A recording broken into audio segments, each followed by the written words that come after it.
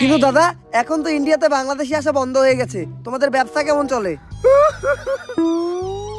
ব্যবসার কথা আর বলো না দাদা, পুরো ডুবেছি। বাঙালিদের মধ্যে হাতে থেকে নিজেদের মত বাঁচাতে পারছি না। তা তোমাদের কি অবস্থা দাদা? আমাদের অবস্থাও খুব একটা ভালো না। রপ্তানি বন্ধ হওয়ার পর আমাদের হাগা বন্ধ হয়ে গেছে, তাই পরোটা নিয়ে যাচ্ছি, খেয়ে একটু ক্লিয়ার হবে। আসি দাদা। আরে দাদা, আমার 30 টাকা। বাসা গিয়ে বিকাশে পাঠিয়ে দিচ্ছি দাদা।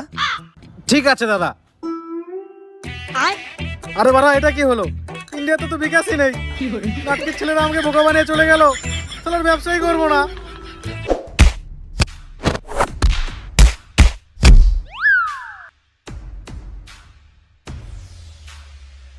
ভাও, সামনে তো পুলিশ সিভিল ডিসে চেকিং করতেছে, এখন এই দিক দিয়ে যাওয়ার উপায় কি?